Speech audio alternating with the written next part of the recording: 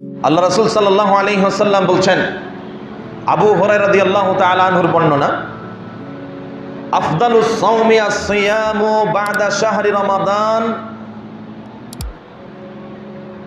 শাহরিল্লাহ আল্লাযী তাদউনাহু আল মুহাররম। অন্য বর্ণনা, আফদালুস সিয়ামি বা'দা রমাদান শাহরুল্লাহিল মুহাররম। রমাদান মাসের পরে, কোন মাসের পরে?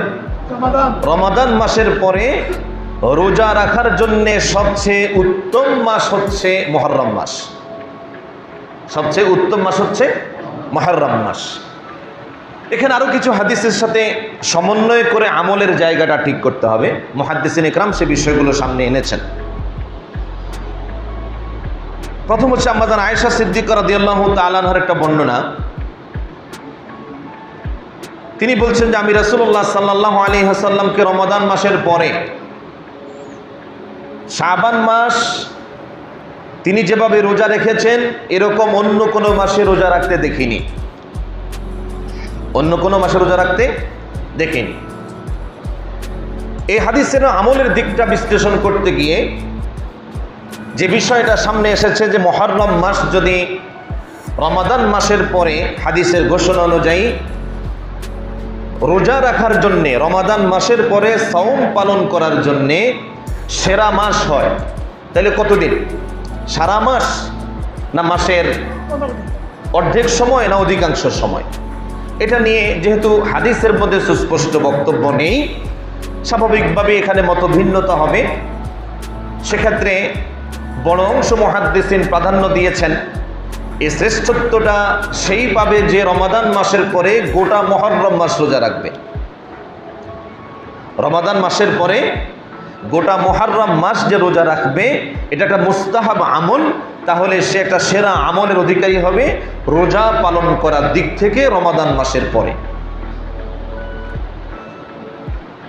গোটা মাস রোজা রাখলেন না, গোটা মাস রোজা রাখবো না, রাখতে পারবো না, সুযোগ হবে না, তবে আমাদের জন্য আরেকটা স্পেশাল দিক আছে রোজা পালন করার।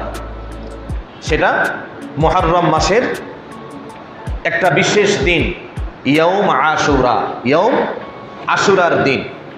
আশুরার দিন, আশুরার দিন মানে আল ইয়াউম আল আশির মিন শাহর আল মুহররম। মুহররম মাসের 10ম তারিখকে বলা হয় আশুরা। এই দিনের রোজার ব্যাপারে রাসূলুল্লাহ সাল্লাল্লাহু আলাইহি ওয়াসাল্লামের স্পেশাল বক্তব্য আছে। আল্লাহ রাসূল বলছেন, নাহসিবু আলাল্লাহি আন ইউকাফিরা আস-সানা আল্লাতী ক্বাবলা। আমি আল্লাহ তাআলার কাছে আশা করি, এই হিসাব করি যে আল্লাহ রাব্বুল আলামিন আশুরার রোজার বিনিময়ে, আশুরার রোজার বিনিময়ে আশুরার দিনের আগের 1 বছরের সগীরা গুনাহগুলো আল্লাহ রাব্বুল আলামিন ঈমানদারের আমলনামা থেকে সে রোজার বিনিময়ে মুছে দিবেন। আগের 1 বছর, আগের 1 বছর।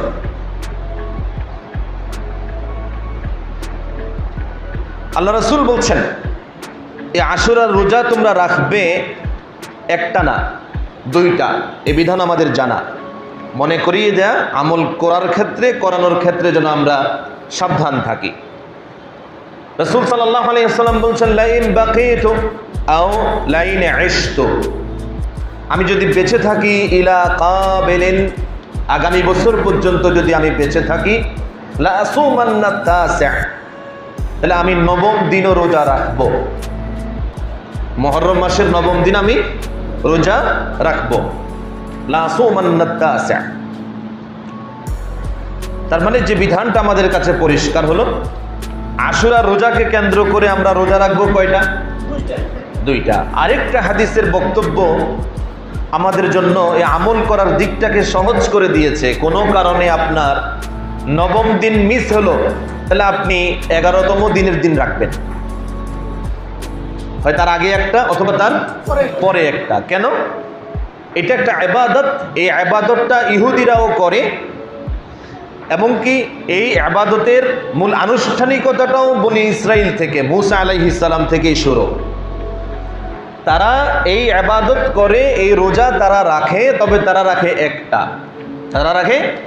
এই জন্য তোমরা খালিফুল ইয়াহুদ আন নাসারা, ইহুদি নাসারাদের বিপরীতে তোমরা আমল করবে। যে আমরা রাখবো কয়টা? এই দিনের রোজার বিশেষত্ব কি? এই বিষয়গুলো আলোচিত বিষয়। অনেক সময় সিজনে যখন বক্তব্যগুলো আসে, আমরা মূল বিষয়গুলো এড়িয়ে শাখা প্রশাখামূলক অথবা বিভ্রান্তিমূলক বক্তব্য নিয়ে আমরা ব্যস্ত হয়ে পড়ি, আসল জায়গার খবর থাকে না।